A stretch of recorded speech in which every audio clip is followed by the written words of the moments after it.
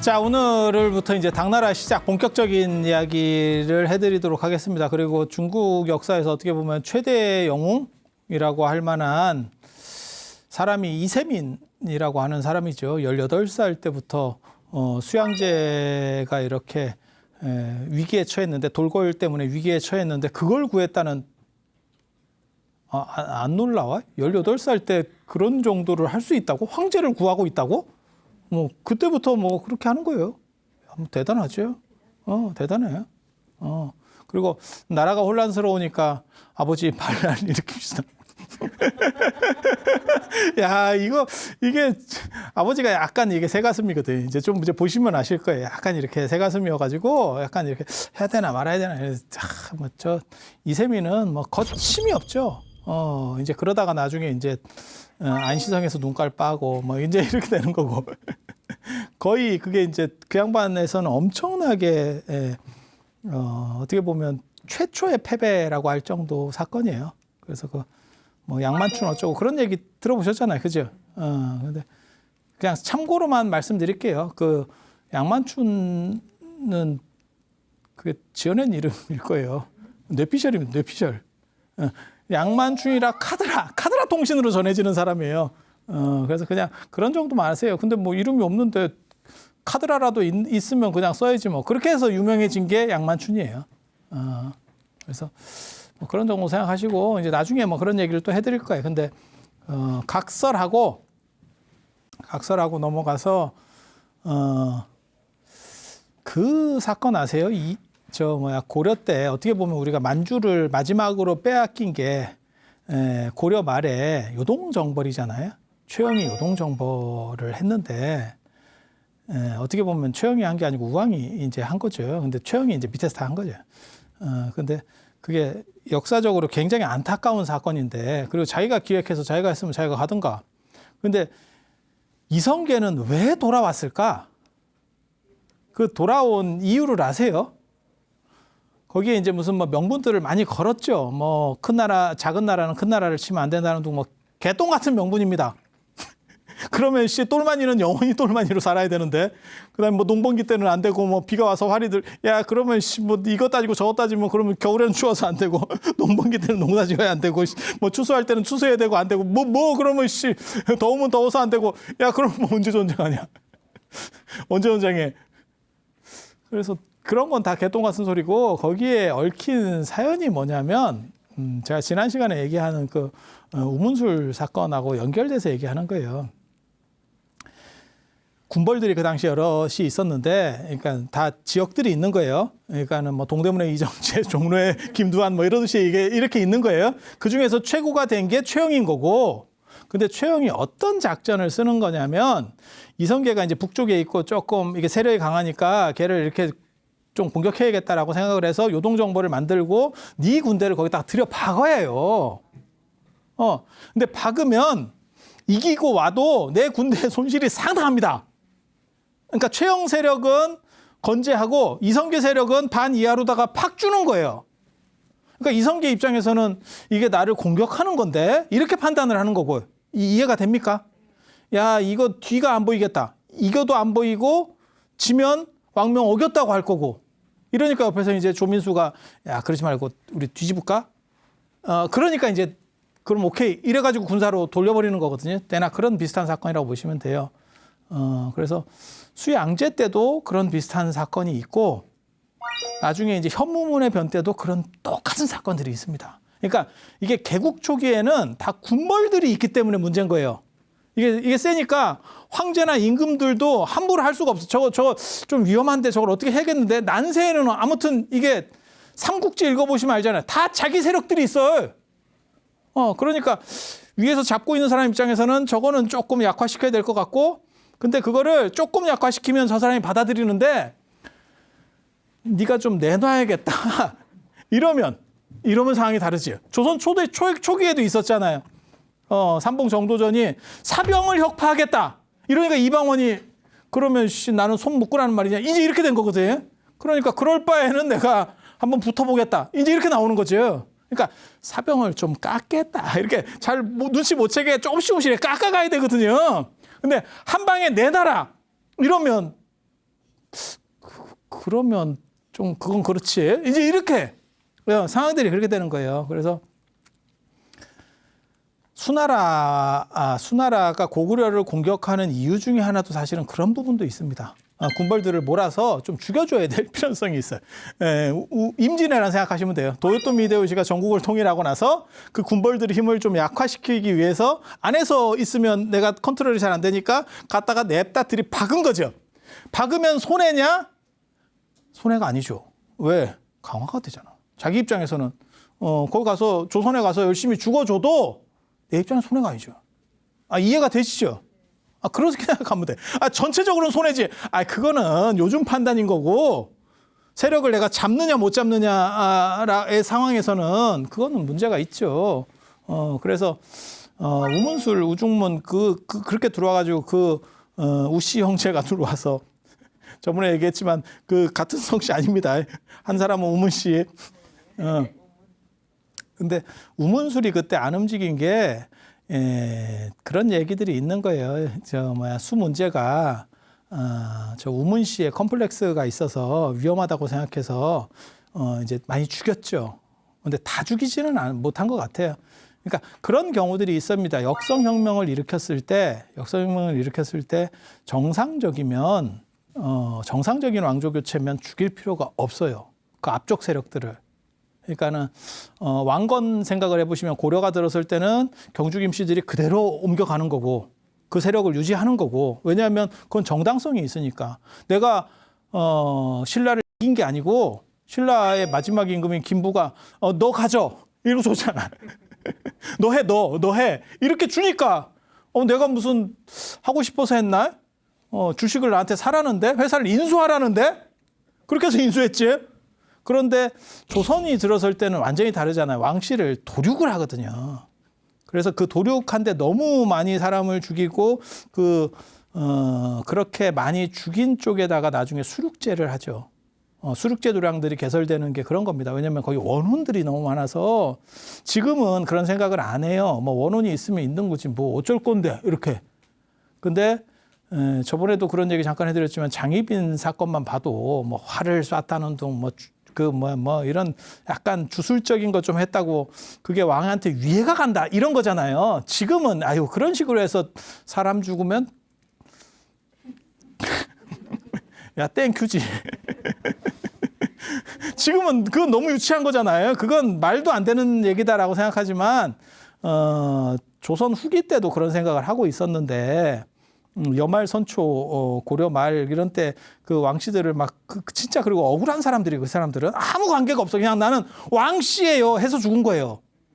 그러니까 그런 식으로 되면 또 천인 가몽설이라고 그래서 이 동아시아에 한나라 때 동중서라고 이렇게 하는 사람이 약을 판 게 있어요. 그게 춘추벌로나 이런 데 보면 뭐가 나오냐면 하늘과 인간은 감응한대 서로. 그래서 인간들에게 원한이 많이 이렇게 있으면 그게 하늘을 이렇게 이게 적집이 돼서 이렇게 쌓여가지고 기후가 안 좋고 그 다음에 무슨 이렇게 된다는 거예요. 가뭄이 들고 농사가 안 되고 천하가 이제 혼란스러워지고 이렇게 된다는 거예요. 그래서 그런 원한들을 풀어줘야 된대. 원혼들을 풀어줘야 된대. 그런 얘기들을 해요. 조선시대 때도 장마가 길어지고 그 다음에 가뭄이 길고 이러면 임금이 하늘의 죄를 빌어요. 내가 잘못해서 이렇게 된 거다. 이렇게. 그러니까 천재지변은 임금이 덕이 부족한 거고, 그 다음에 인재는 이제 사람들의 문제인 거고, 이렇게. 그리고 오늘날까지 그런 유풍으로 남아있는 게 뭐냐면 입시한파라고 하는 겁니다. 입시 때 사람들이 시험을 보려니까 쪼리거든. 그 1년짜리인데 안 쪼리겠어요? 근데 그 쪼린 기운들이 이렇게 뭉쳐가지고 응축되니까 이게 추워진다는 거예요. 활기가 없고 이렇게 감긴다는 거예요. 그래서 입시한파라는 게 그런 식으로 나오는 겁니다. 그게 천인가몽설이라고 하는 거예요. 이런 게 연원을 올라가면 감염주술이라고 그래가지고 사실 굉장히 좀 유치한 건데, 우리 한의학의 원리도 다 이런 거예요. 다 이런 거예요. 그래서 제가 그런 얘기 하잖아요. 똑같은 차래도 물론 차 종류가 달라요. 그런데 빨간색인 보이차를 먹거나 홍차를 먹으면 몸에서 열이 난다 하는 거고, 녹차 계열을 먹으면 몸이 냉해진다라고 하는 거고, 그래서 젊은 여자들은 녹차 계열은 먹으면 안 되는 거고, 몸이 냉해지니까. 이제 여러분들 같이 체온계가 고장이 나서 안에서 자꾸 열이 나는 사람들은 보이차를 먹으면 안 돼. 근데 보이차를 먹으면서 이거 마시니까 몸에서 열이 나오는 것 같아. 야, 그 열이 그 열 아닐 수도 있거든. 너가 원래 그런 열이 있었어. 그래서 이게 이런 게 감염 주술이에요. 그러니까 성분이 어떠냐를 떠나서 그냥 색깔적으로 그다음에 뭐 어떤 형태적으로 뭐 이렇게 그게 원리들이 다 그래요. 그래서 사슴뿔을 먹으면 그게 왕관같이 생겼으니까 그래서 귀해진다. 그래서 녹용 먹게 된 게 그런 거라니까. 성분을 알고 사람들이 그런 얘기하고 하는 사람들이 있어요. 뭐 옛날 사람들은 이거 성분은 어떻게 이런 게 좋은 게 있는지 알았대요. 알긴 뭘 알아 그냥 찍다가 가는 거요. 그래서 이런 거를 다 토탈로 뭐라고 얘기하면 유사과학이라 그래요. 유사과학. 말을 들으면 그런 것 같긴 한데 실제로는 과학적인 게 아니에요. 그게 음양오행 이런 거 다 그런 거예요. 들어보면 어떻게 좀 홀망해 이렇게 좀 그래. 진짜 그러냐? 라고 하면 나 딱히 그런 건 아니고 그렇다고 완전히 안 맞느냐? 아니 그건 아니야. 완전히 안 맞았으면 지금까지 안 내려와 그게. 절대 내려올 수가 없다니까요. 뭔가가 설득력은 묘한 설득력이 있어. 근데 그게 100%냐? 아니 그건 아니고 그건 아니고 뭐 딱 그런 정도라고 보시면 돼요. 그런 정도라고. 그래서 이런 원리들이 있어요. 이런 원리들이. 그래서 그런 동중서의 천인가몽설 뭐 이래가지고 인간과 이게 다 이렇게 막 얽혀 있다는 거예요. 그래서 이제 천도제 같은 걸 지내고 수륙제 같은 걸 지내주고 뭐 이렇게 해서 이제 풀어라. 너는 어차피 죽었으니까 사요나라 하는 게 안 낫겠냐. 뭐 이렇게 하는 거죠. 그래서 우문술 같은 경우가 우문씨가 수나라 문제가 또 우리가 조금 잘못했어요. 정치를 굉장히 잘하는 사람이긴 하지만 원래 이게 선양 받을 때 룰이 있거든요. 선양 받을 때도 조금 지나고 선양을 받는 거예요. 아무리 이게 어린애 손목 비틀듯이 해도 명분이 좀 쌓이고 어느 정도 내가 관록이 올라갔을 때 해야 되는데 저 문제가 또 1년 만에 또 달랑 이렇게 했거든. 그러니까 반발들이 생기죠. 모양이 이게 싹 스무스하게 가야 되는데 그리고 자기보다 밑에 놈이 되니까는 우문 씨를 이렇게 막 조지고 이렇게 하니까 그래서 우문 씨가 세력적으로 봤을 때 좀 위험하다라고 생각을 했다는 거죠. 그래서 우문술 같은 경우는 자기 세력을 잘 안 했다는 거예요. 그게 살수대첩에서 우리가 이길 수 있었던 이유 중에 하나라는 그러니까 우중문은 들여다 박았고 자기 세력을 들여다 박았고 우문술은 빠졌다는 거예요. 그렇게 세력을 보유를 하고 있으니까 실제로 나중에 우문술한테는 책임을 못 물어요. 양제가. 수양제가 책임을 못 물어. 되게 재밌어. 아니 장군이 패했는데 그것도 대패를 했는데 책임을 못 물어. 그리고 그 아들도 등용을 하고 그게 뭐냐면 귀족제이기 때문에 그렇거든요. 근데 그게 참 아이러니하지. 그 수양제가 누구한테 죽냐면 그 우문술 아들 우문화급한테 죽거든. 어떻게 보면 막연이지. 그러니까 우문 씨가 기본적으로 틀을 깔고 주도했었던 관농 집단에 의해서 그리고 거기서 이제 가장 어떻게 보면 그 윤활유 역할을 했었던 거는 저 독고씨고, 독고신이 이렇게 해가지고 양나라를 수나라를 만들어 줬는데 그랬더니 수문제가 그걸 위험하다고 생각해서 우문 씨를 날렸고 그 와중에 우문 씨들이 위험하다고 생각하니까 수양제 쪽에 협조를 덜 했고 뒤에서 틀고 있었던 거고 그리고 나서 나중에 결국 나라가 혼란스러워지니까 우문술 아들이 목졸라 죽이고 수양제 좀 마지막 죽을 때 보면 좀 그렇습니다. 당신이 더 이상 뭘 못했는 것 같아. 그래서 누가 나를 죽일 건가 뭐 이런 식으로 막 얘기를 한다고요. 그리고 전에도 제가 그런 얘기 잠깐 해드렸지만 나라가 망하면 수도에 붙어 있어야 되는데 수도에 있으면서 방어를 최대한 해야 되는데 강남에 가 있다니까. 이게 지금 제정신인가 싶어. 아니 위험할수록 수도에 딱 있으면서 이렇게 안정을 잡아야 되거든요. 그러니까 수도에 안 있고 그 당시 수도가 대흥인데 지금 장안입니다. 이름이 달라서 그렇지 장안 좀 옆이에요.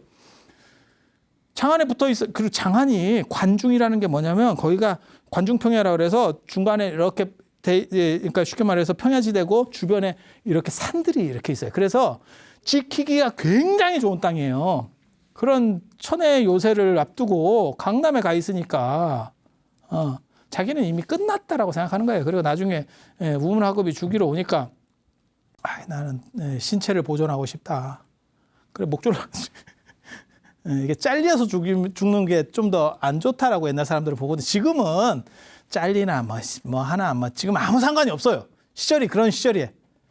그런데 예전에는 이렇게 되면 부관참시 이런 거 생각하시면 되죠. 그래서 그걸 굉장한 모욕으로 봤으니까. 그래서 신체라도 좀 보존하게 해달라 그래서 뭐 이렇게 죽는 거죠.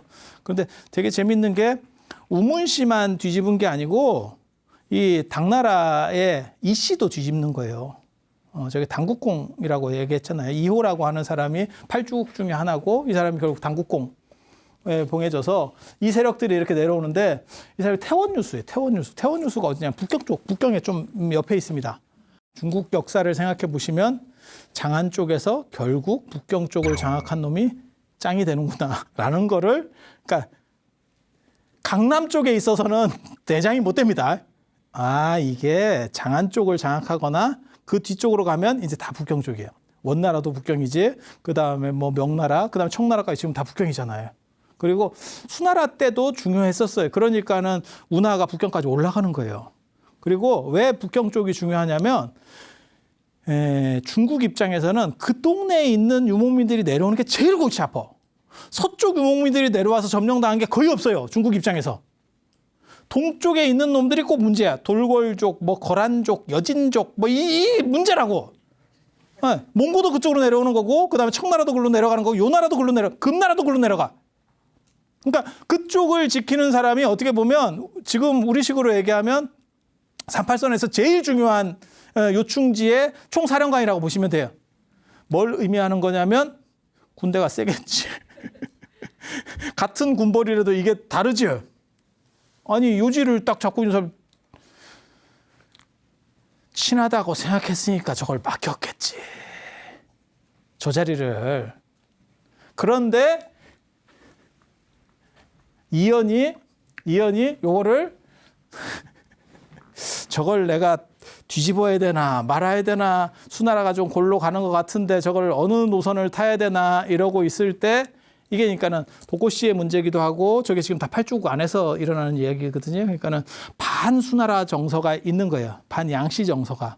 그렇게 해서 수나라 망하기 전에 장안을 접수합니다. 수도인 대흥을 접수합니다. 이연이. 이거면 굉장히 유리한 거예요. 수도를 잡았다라고 하는 거는, 아니 그렇지 않을까요? 수도를 함락시켜놨으면 뭐 쉽죠. 그래서 수도를 장악해 놓고, 대흥이 내나 장안이에요. 장안. 같이 보셔도 큰 문제는 없습니다. 그래서 저때 장악을 하고 수양제 손자인 양유. 수양제가 있었으면 저렇게까지는 못했을 건데 이제 산을 세우는 거죠. 이성계가 전국을 주도하면서 고려 왕실 이렇게 공양왕 세우고 뭐 이렇게 하는 것처럼 똑같은 거예요. 그래서 공양왕이 나중에 이성계한테 그렇게 얘기하거든요. 우리 같이 좀 하는 방향으로 합시다. 투탑 체제로 합시다. 그랬더니 이성계가 웃기고 있네. 이러면서 끝내는 거거든요. 뭔 얘기인지 아시겠죠? 그래서 꼭두각시로 이렇게 하나 세워. 세워. 세우고 나서 또 이제 날름하는 거죠. 늘상 동아시아는 늘상 그렇게 하는 거예요. 내가 하고 싶어도 막바로 안 들어갑니다. 이게 날름. 근데 이 날름도 계속 오래된 왕조는 날름하는데 시간을 좀 둬야 되고, 이게 얼마 안 되는 거는 바로 날름해도 돼요. 이게 룰들이 다 있어요. 눈에 안 보이는 룰들이 있어. 수양제는 강남으로 가 있으니까 거기서 결국 우문하급한테 죽고, 우문하급이 또 양동, 이 왕세충이라는 사람이 양동을 세워요. 그쪽, 그러니까 수나라가 이제 둘이 되는 거예요. 저것도 저 양동이라고 하는 사람도 수양제의 손자입니다. 그래서 둘 다 위아래 이제 황제가 둘이 생긴 거죠. 그리고 왕세충이 저 밑에를 죽여요. 그러니까 죽였다는 말을 듣고 위에도 그러면 저 수양제가 죽었다는 말을 듣고 그러면 이제 뭐 끝났지 뭐 이러면서 여기를 제거하고 얘를 날리고 이제 당고조 이연이 황제에 들어서죠. 그게 당나라의 시작이거든. 당나라의 시작. 그런데 저건 시작됐다는 거지, 나라가 이제 테이프가 끊어졌다는 거지 전체가 다 끝났다는 뜻이 아니에요. 전체적으로는 계속 문제들이 많죠. 군벌들이 계속 남아있으니까. 그걸 다 정리해야 되잖아. 어떻게 보면 돌격대장 역할을 했었던 게 이세민이에요. 이세민. 그러니까 누구 생각하시면 되냐면 우리나라로 따지면 이방원이에요.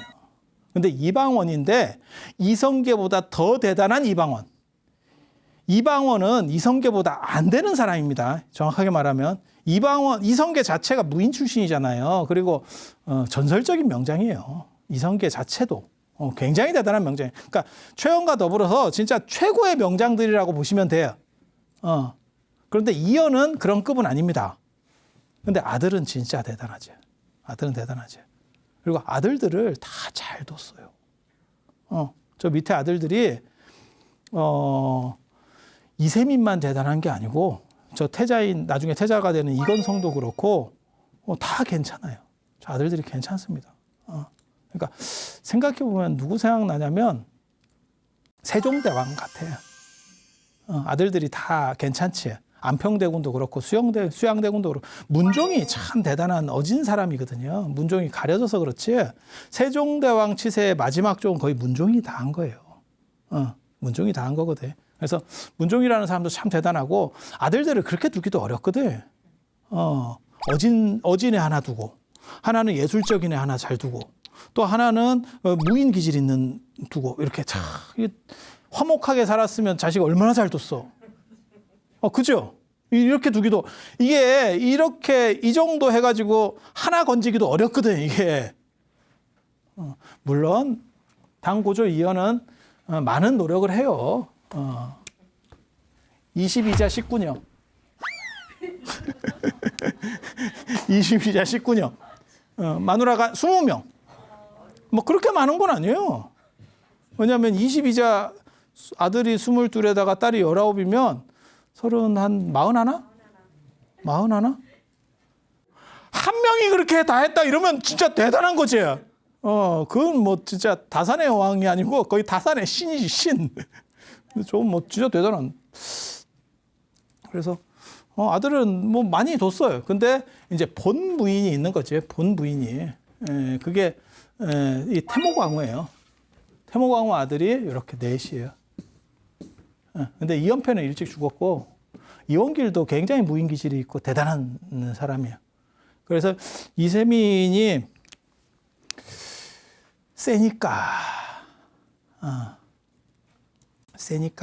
세면 약한 사람들이 연합을 합니다.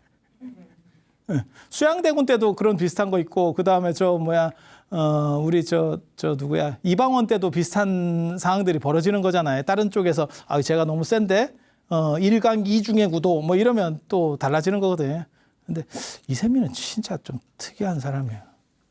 근데 이세민의 이야기를 다 믿을 수 없는 게 이세민이 진짜 좀 이상한 행동을 했거든요. 동아시아에서는 안 하는 행동을 했습니다.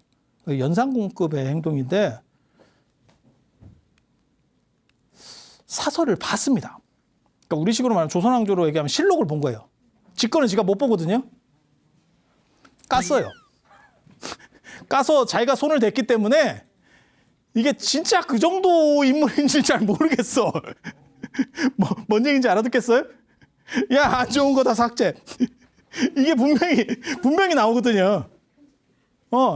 그리고 저 연산군 같은 경우는 그런 행동을 해도 이게 별 영향이 안 미치는 게 연산군은 워낙 또라이로 해서 끝났기 때문에 별게 없는데 이 양반은 그렇게 했고 그 다음에도 계속 내 아들이 했었기 때문에 자기 후계가 했었기 때문에 거기에 대한 교정이 없었죠.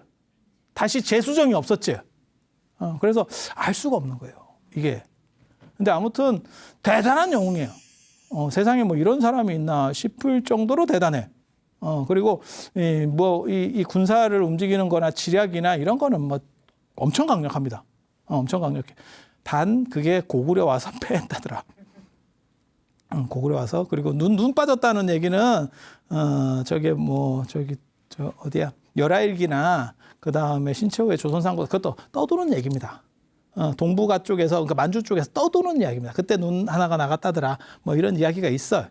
근데 그게 진짜인지 가짜인지 모르겠어. 사서에는 없어. 양만춘하고 똑같아.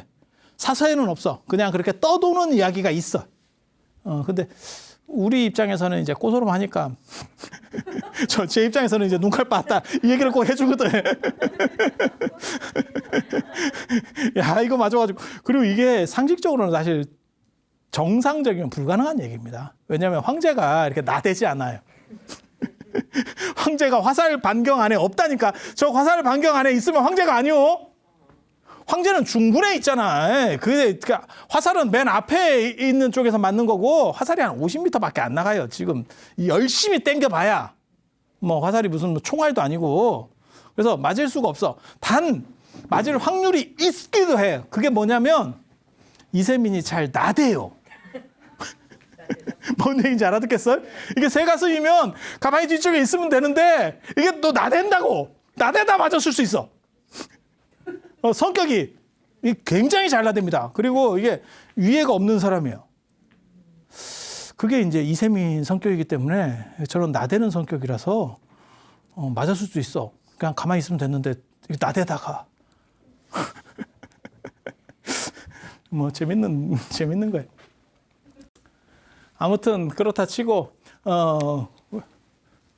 당 고조 이연이 저게 재위 기간이 굉장히 좀 재밌습니다. 왜냐하면 618에서 626이거든요. 근데 돌아가신 건 635년이에요. 황제인데 황제 안 하고 한 10년 살았네. 야, 이거 뭔가 좀 냄새가 나잖아. 야, 이게 황제는 원래 종신이잖아요. 자기가 밀어주지 않으면, 특별하지 않으면 종신이잖아요. 뭐 사연이 있네. 우리나라도 똑같았잖아요. 조선시대 때. 이성계 태상왕으로 밀렸잖아요. 이방원한테 밀려가지고 태상왕으로 이러고 있었잖아요. 똑같은 상황이라고 보시면 돼요. 똑같은 상황이라고 보시면 돼요. 그리고 이세민은 워낙 그 군사력이나 이런 거를 잘 다뤘기 때문에 전략적으로 좋았기 때문에 그런데도 이세민이 위험했을 때가 있었다는 거예요. 그때 나중에 소림사에서 이게 지금 그 얘기예요. 담종을 비롯한 13명이 나타나서 소림사가 무술의 이미지를 가지게 되는 사건입니다. 그렇게 해서 이세민이 구원해 줬대. 죽을 걸 도와줘서 이렇게 살려줬대. 마치 무슨 뭐 우리식으로 얘기하면 사명당이 뭐 승군을 이끌고 가가지고 이렇게 싹 어떻게 해줬대. 이세민 입장에서 고맙겠지. 그렇지 않을까? 그리고 자기가 나중에 황제가 되면 어떤 일이 벌어질 것 같아? 야, 그쪽에 좀 잘해드려. 그거 당연한 거 아니에요? 내 목숨을 구해줬잖아. 황제 입장에서는 손가락 하나만 딱 튕기면 이게 절이 이만해진다. 이만한 절이. 이만해지는 거예요? 떡상이지. 물론 오늘날 소림사가 만들어지는 거는 이세민 때문은 아니고 이영걸 선생 때문이지. 이영걸의 데뷔작이 아세요? 그 소림사라고 오래된 영화가 있어요. 79년도 영화예요. 79년도 영화. 79년도면 지금 뭐 한 40몇 년 됐네요. 그게 이영걸이 뜨게 된 거거든요. 북경 그 무술학원인가 뭐 다니다가 그런 사연들이 있습니다. 이영걸하고 견자단 다 그쪽 출신이잖아요. 견자단 압니까? 연문 뭐 영춘권 뭐 이렇게 연문도 아니에요. 그거 선문이라고 해야 돼. 그 성섭자예요. 근데 입엽자 번역을 잘못해가지고 쇠, 금, 성, 김 이렇게 해야 되거든. 근데 그거를 김유신 이렇게 읽어야 되는데 누가 금유신 이렇게 읽는 거야. 그러면 우리가 뭐라고 생각하겠어? 저런 무식한 놈이 다 있어? 이렇게 되겠지? 엽이라고 하는 입엽자도 마찬가지예요. 입엽자를 낙엽할 때 그 엽자인데 그거는 보통 때는 엽으로 발음하는 거고 엽록소 할 때 우리가 엽으로 발음하잖아요. 근데 그건 성에 들어갈 때는 섭이라고 발음하는 거예요. 성, 섭, 입, 엽 이렇게 하는 거예요. 근데 번역하는 사람들이 그런 걸 잘 모르니까 그래서 엽시로 만들었지. 마치 금시로 만든 거하고 똑같아. 금시로. 한국 사람을 소개하면서 금시로 만든 거하고 똑같아. 근데 그 연문이 뭐 뜨면서 나중에 견자단이 대표작으로 되잖아요. 뭐 그런 사건들이 있어요. 그래서 소림사가 지금 뭐 소림사 뭐 말해 못해. 가보면 조그만 절이에요. 제가 예전에 2000년대 초반에 가고 뭐 이랬을 때만 해도 소림사 입구까지 버스 타고 가가지고 그 군고구마 사 먹고 있고 이랬었거든. 근데 지금은 어디서 막 주차장에 내라고 막 그 전기차를 타고 막 한참을 가고 절은 쪼매네. 네, 절은 생각보다 그렇게 큰 절 아닙니다. 절은 쪼만한데 어휴 뭐 대단하지. 입장료가 한 2만 원 될 거예요. 중국은 다 10,000원, 2만 원이에요. 우리 돈으로. 입장료가 보통. 보통. 우리보다 중국이 뭐 한 5분의 1, 뭐 7분의 1 이 정도 산다라고 계산하면 그걸 곱해버리면 우리식으로 얘기하면 한 5만 원, 뭐 10만 원 입장료가 그런 혜택이라고 보시면 돼요. 뭐 대단하죠. 그렇게 해서 1년 매출이 1조래. 1조인데 돈 쓸 일이 뭐가 있겠어. 아니, 그렇잖아요. 그래서 거기 참 가보면 생각이 많지. 야, 어떻게 절에서 1년 매출이 1조가 나죠? 그러니까 전 세계에서 어떻게 보면 전 세계적으로 가장 유명한 절이 소림사죠. 소림사. 찍기다시로 시작을 해서 굴러 들어온 돌이 박힌 돌을 파낸 절 소림사. 왜? 숭산이라는 산이 있고 숭산에 태실봉이 있고 태실봉이 메인봉이에요. 소실봉은 태가 크다는 뜻이고 소는 쪼매나타는 거고. 그러니까 요게 이제 어떻게 보면 북해지. 그러니까 이게 부속. 그런데 그 큰 쪽에는 중앙묘라고 하는 도교 사원이 있는 거고, 걔네가 다 자리 잡은 거고, 불교는 늦게 들어갔으니까.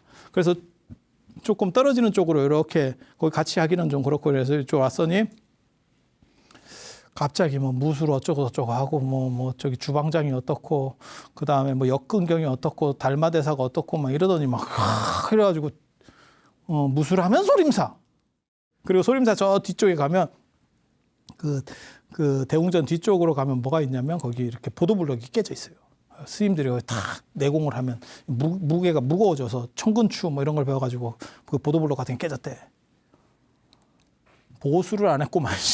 어따 약을. 그런 시리즈들이 있어. 되게 재밌어. 소림사에 그런 시리즈들이 다 있어. 근데 실제로 그거는 선불교라고 하는 개념에서 이해를 해야 되는 거지 무슨 무술이 주가 돼서는 아닌 것 같아요. 불교고 그 다음에 달마대사가 뭐 역근경이 어떻네, 역근세수경이 어떻네 이러는데 그거는 참선할 때 요가 하는 거예요. 요즘으로 말하면 너무 한 자세로 사람이 계속 있으니까 몸을 풀어주는 차원에서 요가지 무술이 아닙니다. 그런 식 개념들이 아닙니다. 근데 이제 살다 보면 사람들이 그런 걸 더 좋아하는 사람들도 있는 거고, 몸 쓰는 거 좋아하는 분도 있고, 그 다음에 뭐 앉아만 있는 거 좋아하는 사람도 있고, 사람마다 다 다르거든. 근데 그쪽에는 이제 그런 거를 좋아하시는 분들이 많이 있었는가 봐요. 제가 얘기하잖아요. 스님이라고 다 산에 올라가느냐. 아니다. 우리 같이 외경심을 가지고 산은 언제나 지켜보고 공경하는 느낌으로 가져야지. 어디 산 위를 밟어? 이렇게 하는 스님들도 있는 거고, 저기를 내가 한번 올라가 봐야겠다. 그러면 너는 올라가. 우리는 그렇게 얘기하지. 옳다 그르다를 얘기하는 게 아니에요. 그래서 운동 같은 거 좋아하시는 분들도 있겠지.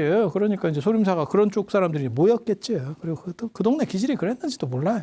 근데 산을 보면 산은 완만해요. 숭산이 이렇게 덩어리 산이에요. 그래서 저게 무술을 하는 사람들이 막 나올까? 뭐 이런 생각들이 들긴 하는데 뭐 그래. 그래서 당태종과 이영걸 선생의 공로에 의해서 소림사가 떡상했다. 그런 정도 생각을 하시면 되고, 아무튼 이세민이 일은 다 했어요. 일은 다 했는데 이연이 되고 난 뒤에 이연이 이상한 행동을 하는 게 아닙니다. 이세민이 공이 크다라는 건 알지만 그래도 장남으로 하는 게 문제가 없을 것 같아. 그게 이제 선택이죠. 장남이냐? 안 그러면 조금 밑에라도 차남이라도 능력 있는 거 줄 거냐? 우리 역사에도 그런 거 있잖아요. 이방원도 그렇게 한 거잖아요. 그래서 세종에게 준 거고, 야, 쟤는 아닌 것 같아. 그래서 이렇게 주는 거고, 뭐 삼성도 우리가 그런 거잖아요. 그죠? 삼성도 그렇게 내려왔잖아요. 지금 장남이 아니잖아요. 뭐 그렇게 갈 수도 있는 거죠. 그러니까 선택을 장남으로 할 거냐, 아니면 다른 아들로 할 거냐는 그건 판단 문제예요. 근데 이방원 같은 그 양녕대군 같은 사람이면 이방원이 100% 판단을 잘한 거예요. 그런데 이 이건성이라는 사람은 이세민만큼은 아니어도 대단한 사람이라니까. 대단한 사람인데 둘째보다 조금 못하다 그래서 장남 이게 또 먹고 들어가는 게 있잖아요. 그러니까 이걸 바꾸기도 애매한 거죠. 여기서 이제 판단을 해야 되는 거죠. 예, 근데 결국은 판단 잘못했지. 왜냐하면 저렇게 될 줄 알았으면 가족끼리 저렇게, 우리는 역사를 아니까 뒤에서 하는 얘기예요. 저렇게 서로 죽일 줄 알았으면 그냥 둘째한테 주는 게 나았지. 예. 그런데 첫째한테 세웠죠. 그러니까 아무도 장남한테 준다 하니까 말을 못 하는 거예요. 이 셋째, 둘째한테 줘야 되는 거 아닙니까? 그 말 못 하지. 왜? 저 사람이 뭐 결격사유도 없고 저 사람은 괜찮은 사람이야. 괜찮은 사람이야. 능력도 있고. 괜찮아. 그런데 이세민 입장에서는 서운치. 야, 내가 다 했는데 아버지가 반란 안 일으킨 거 내가 이렇게 쑤셔가지고 반란 일으키고 다 했는데 이게 되겠나? 이 생각을 했다는 거죠. 그래서 조금 이제 불퉁불퉁하니까 태자 입장에서는 싹 보니까 그리고 여기 위증이라고 하는 기가 막힌 사람이 있어요. 당나라 초기에 최고 명재상 중에 한 명입니다. 위증이라는 사람이 딱 보니까 이세민 날려야 됩니다. 저거 너무 위험합니다. 이방원도 내나 그렇게 된 거잖아요. 이렇게 저거 날려야 됩니다. 이렇게 되는 거잖아요. 상황이. 그리고 혼자서는 좀 위험하니까 태자인데도 안 되는 거예요. 태자면 지위가 다르잖아요. 그냥 아들들하고는 또 다르잖아요. 그런데 이원길도 영웅급이에요. 상당히 대단한 사람입니다. 그러니까 이쪽에 붙었지, 이원길이. 그래서 이원길, 이건성이 한 팀이 되고 그다음에 태자 프리미엄도 있고 그렇게 해서 이세민하고 붙는 거예요. 야, 이거 진짜 한타 싸움에서 끝나는 거예요. 경기 한타 싸움에서. 한타 싸움에서. 그때 무슨 거를 하냐면 황제는 일단 태자 쪽을 지지하겠지. 돌고래 쳐들어왔대. 돌고래 어느 쪽이냐면 이 태원유수가 돌골 이런 애들 막는 거거든요. 이쪽이에요. 이쪽에서 이렇게 쳐들어오는 거예요. 그러니까 이제 저걸 누가 막으러 갈 거냐. 이제 그 얘기가 나온 거예요.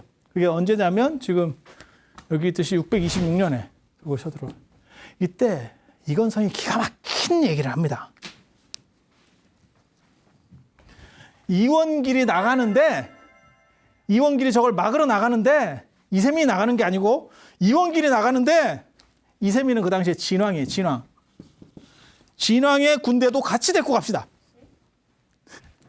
그러니까 군대는 네가 내고 사령관은 이건성이고 저 이원길이고. 너무 보이는 얘기잖아. 이게 지금 너무 보이는 얘기잖아. 이렇게 되니까 이세민의 책사들, 쉽게 말해서 이세민 쪽에 있었던 사람들이 이거는 끝난다. 이거 여기서 밀리면, 한타 싸움에서 밀리면 이거는 끝이다. 우리가 군대를 잃어버리면 뭘로다 갈 거냐. 이렇게 해서 죽입시다. 우리가 어떻게 해서든지 태자를 날립시다. 라고 얘기를 하는 거예요. 이거 진짜 힘든. 고려 때도 비슷한 사건이 있었어. 이성계가 국정을 완전히 장악하고 있을 때 그때 말 타고 사냥 나갔다가 말에서 떨어져서 다리가 부러지는 사건이 일어나거든요. 그때 정몽주가 이성계를 날리락한다고. 이성계 개경에 있었던 이성계 그 함경도에 있었거든요. 그러니까 개경에 있었던 이성계파들을 전부 정몽주가 날려. 그걸 이제 왕을 끼고 쫙 날리는데 그때 이방원이 아버지 내려오셔야 됩니다. 다리가 부러지든 어쩌든 휠체어를 타고 들것을 실려서라도 내려오셔야 됩니다. 지금 이러다가 우리 철단 납니다. 이렇게 해서 결국 정몽주가 마지막 이제 끝나는 거예요. 그래서 나중에 선주교까지 이어지는 거거든요. 그렇게 가는 사건이에요. 그러니까 정몽주에게도 마지막 기회가 있었어요. 그때 만약에 이방원이 안 나섰으면 이성계 세력이 끝났을 수도 있습니다. 그러니까 이게 한타 싸움이 진짜 중요한 거예요. 진짜 중요해. 그리고 나중에는 이제 조선 건국되고 나서는 삼봉 정도전하고도 비슷한 사건이 벌어지는 거예요. 예. 근데 거기서 이방원이 다 이긴 것처럼 이세민도 이긴다고 해요. 참. 그런데 이세민은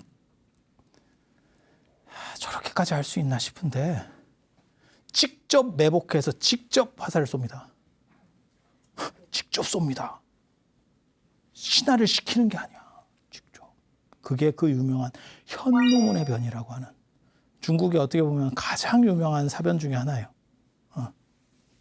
그 절묘한 이야기 그거 다음 시간에 제가 드릴게요. 다음 시간에. 그래서 다음 시간에는 이 현무문의 변에 해서 어떻게 이제 당태종이 장악하게 되는지, 그리고 당태종은 사실은 불교에 대해서 그렇게 긍정적이지 않았어요. 그래서 그러한 이야기, 그 풍전등화 속에서 불교는 어떻게 이거를 헤쳐가고 있었는지, 조금만 잘못되면 북주 무제처럼 불교가 싹쓸이 될 수 있다는 생각들을 가지고 있었고, 그때 진기한 분이 일어납니다. 그게 이제 도선율사. 율사인데 행실이 깨끗한 거는 둘째치고 자꾸 영험담을 모아. 영험담하고 사실 별 관계가 없을 것 같은데, 도선율사에게는 불교를 살려야 된다라고 하는 아주 중대한 사명의식이 있었어요. 조금만 잘못하면 불교가 절단날 수 있다. 당나라 초기에 진짜 그런 위험한 상황들이 있었어요. 그걸 살리기 위해서 도선율사가 얼마나 노력을 했어요. 220권의 책을 썼어요. 도선율사가 나중에 우리 자장율사하고 교류하던 그 도선율사예요. 굉장한 노력을 했는데 안 됐어.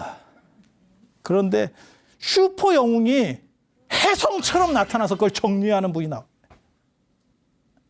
그게 누군지 다음 시간에 가르쳐 줄게요. 그래서 오늘 이상하고 다음 시간에 당나라 초기와 관련된 이야기, 불교 이야기들 이어서 해드리도록 하겠습니다. 예, 들어주셔서 감사합니다.